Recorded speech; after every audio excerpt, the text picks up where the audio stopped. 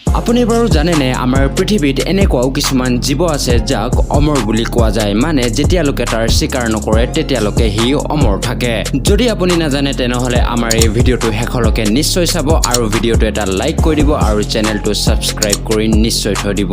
মই আজি আপোনাক এনেকুৱা তিনটা জীৱৰ বিষয়ে ক'বলৈ গৈ আছো যিহেতু পৃথিৱীত অমৰ হৈ আছে মানে যেতিয়ালৈকে আপুনি তাৰ শিকাৰ নকৰে তেতিয়ালৈকে সি অমৰ বুলি ক'ব পৰা যায় নম্বৰ 1 ল্যাংফিছ বন্ধুসকল এই মাছটো আফ্ৰিকাত পোৱা যায় আৰু এই মাছটোৰ স্পেশাল কথাটো হৈছে যে ই 5 বছৰলৈকে একো নোখোৱা নোবোৱাকে আৰু বিনা পানীটো জীয়াই থাকিব পাৰি মানে যদি পুখুৰীৰ পানী শুকায়ও যায় তেতিয়াও এই মাছটো নিজকে নিজে বুকাত পুতি লয় আৰু এনেকৈ মাছটো 5 বছৰলৈকে একো নোখোৱা নোবোৱাকে জীয়াই থাকিব পাৰি বা আপুনি এনেকৈ ক'ব পাৰি যে এই মাছটো কেতিয়াও নমৰে যেতিয়ালৈকে এই মাছটো কোনেও শিকাৰ নকৰে তেতিয়াহে সি অমৰ হৈ থাকিব পাৰে মানে যেতিয়ালৈকে ইয়াক কোনেও মাৰি নেপেলায় তেতিয়ালৈকে সি জীয়াই থাকিব আৰু কেতিয়াও নমৰে 2 নম্বৰত আছে ট্ৰেডিগ্ৰেড এই সৰু সৰু হাত ভৰি থকা জীৱটোক অমৰ সেইভাবে কোৱা যায় যে কাৰণ ই বহুত বেয়াকে বেয়া পৰিস্থিতিটো নিজকে নিজে জীয়াই ৰাখিব পাৰি আৰু ইয়াৰ দেহত মানুহতকৈ হাজাৰ গুণৰ ৰেডিয়েচন সহ্য কৰিব পৰা শক্তি আছে আৰু এই জীৱটো যিকোনো বতৰত নিজকে নিজে জীয়াই ৰাখিব পাৰি সেইভাবে ইয়াকো পৃথিৱীৰ অমৰ জীৱ বুলি কোৱা যায়